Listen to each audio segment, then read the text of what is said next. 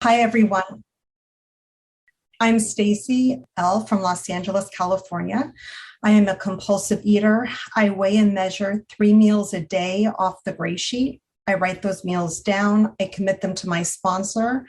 I don't eat in between my meals no matter what. I eat what I commit no matter what. And abstinence is most important in my life today without exception. My abstinence date is July 1st, 2017.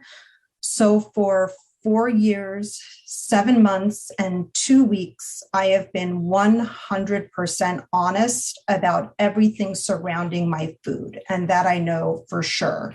Thank you for everyone doing service at this meeting, which is being here is being of service. And thank you, Tara, for asking me to qualify. I was thinking a bit today about how food can kill me in 3 ways. I have severe food allergies. I have had anaphylaxis several times to numerous foods, many of which are on the gray sheet I'm allergic to. I am a diabetic. That's the second way. And then third, I'm a compulsive eater. And I think in addition to growing up in a household with a mother who is a little under 5 feet tall, would go up and down 40 to 50 pounds very often, and constantly consumed with her, what she was eating and how she looked. In addition to that, I think that my having the severe food allergies and the diabetes also contributed to me being a compulsive eater. I know I came out the chute this way. And what I know for sure today is it doesn't matter how I got here. It matters that I have our common solution, which is weighing and measuring 3 committed meals a day and eating them without exception. What it used to be like is I can't remember a time where I could control and enjoy my eating. I'm 48 years old, and starting in college up until I started food fellowship in 2008, it was a different food fellowship where we weighed and measured with exception, no sugar, no flour. I went up and down 25 to 30 pounds from severe binging and restricting. And I am about 5'1", a little taller than 5'1". But more important than the physical up and down 25 to 30 pounds quickly, more important than the physical manifestation was the constant food thoughts that I had. I wasn't present for anyone, and I had constant food thoughts. What my binging looked like, I would drive to the supermarket, go in and get 5 or 6 different dessert things that would feed probably a huge table for Thanksgiving. And I would have I knew exactly what I was going to get and when. I would come back into my car and I'd have to time from when I started eating to when I got home, because I'm a diabetic and I only had a certain amount of time before I wouldn't be conscious to drive. So that's what I would do. I would eat it quickly, then I would hide it. I would throw it away in the trash. I would be in my business suit after work, and I would go down into the trash can and scrape off. I don't mean the trash in my house. I started there, but I mean like the outside trash, and scrape the food off the ground. Totaling more than 1 car while eating. I mean, that's what it used to be like. What my restriction looked like, and I have a list, I would fast, chew food and spit it out, over exercise, overuse laxatives. I'm a lifetime member of Weight Watchers. I did South Beach, Slim Fast, dextratrim, phentermine, hypnosis. And towards the end, I was shooting myself up in the stomach with my diabetes medicine so I could binge and not gain weight. So that's pretty much a synopsis of what it used to be like for me. What happened to change me is I had been in therapy for a while. I think it was about 10 years. I was in my early 30s. And I said to my therapist one day, there's something I never really told you about. I don't know if it's a big deal. I think it may be a big deal. And that's that I think I have a problem with food. And he told me that he was in Overeaters Anonymous and said that he thought for me, I needed something a little more structured. And he recommended CEA How. I started CEA How.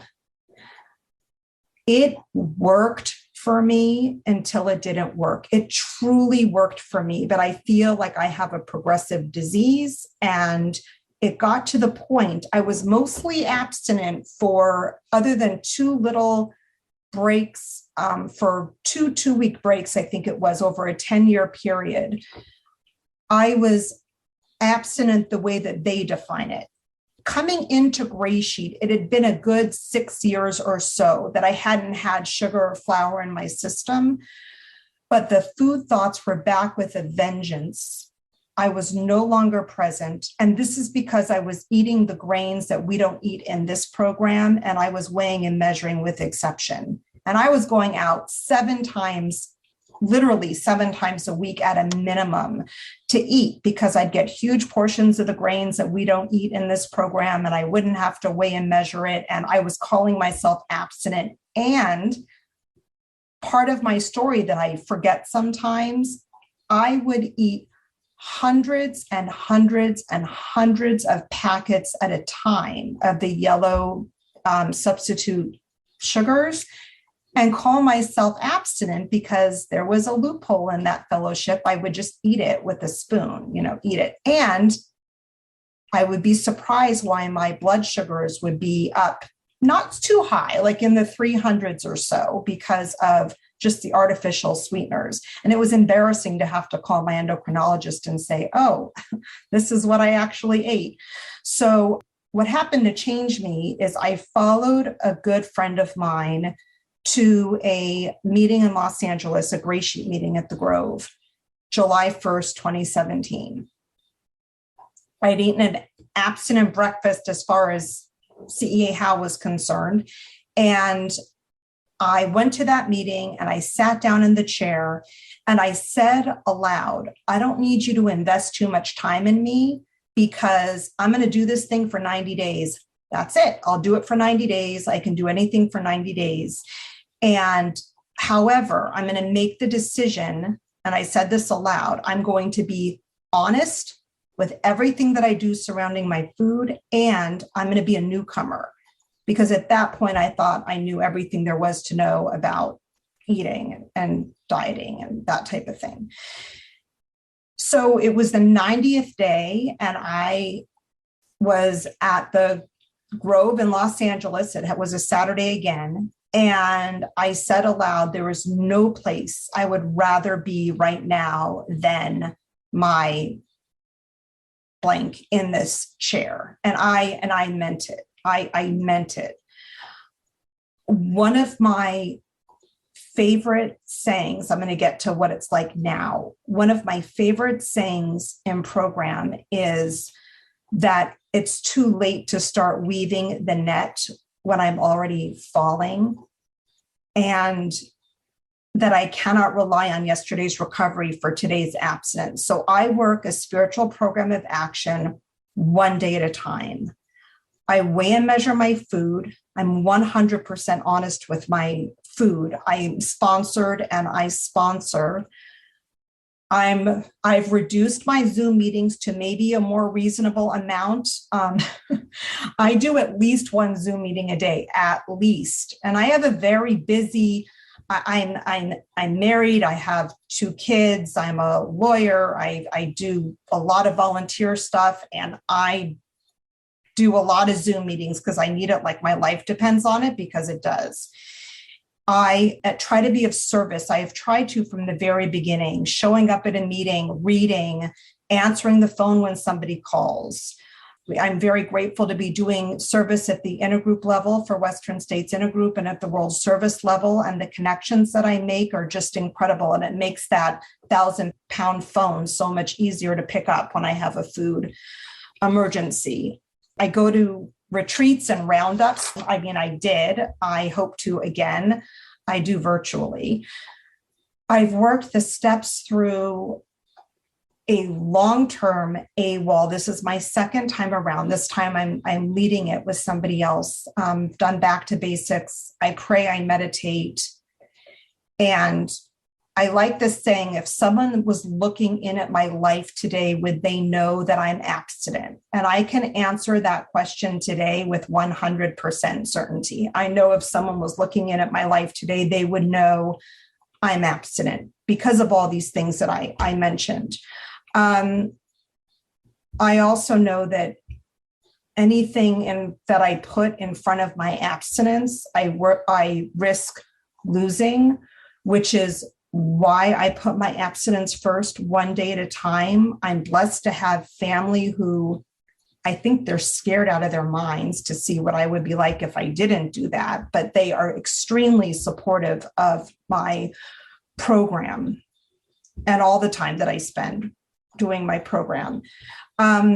This is a no matter what program for me. I do life in one hand and food in the other, and I don't clap. It is absolutely whatever's going on in my life. I have to tell you, food has been my anchor. My 3 weighed and measured meals have been my anchor. Sometimes I get really emotional about my no matter what's. I've been through quite a lot of no matter what's in program. Oh, okay, I have a list. So I had a hospitalization with major surgery that put me into surgical menopause, which was just lovely. So I did hormone replacement, and that was no fun. But anyway, other medical procedures like colonoscopy. My kids have had surgery. My husband's had surgery. My parents divorced after 47 years of marriage. And after working the steps, the first time I was able to stand up for my mother at her wedding after my dad was just diagnosed with cancer. And I was his primary care person for that.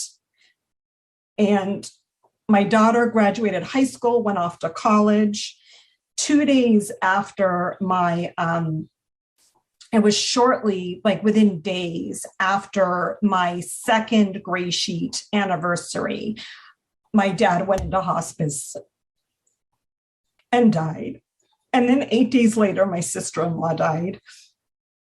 And truly, it is my meals that have been my anchor. Like that was the only thing predictable. The only thing predictable in my life, as long as I work a spiritual program of action, is my 3 weighed and measured meals. And I love my food. It makes me so, so happy.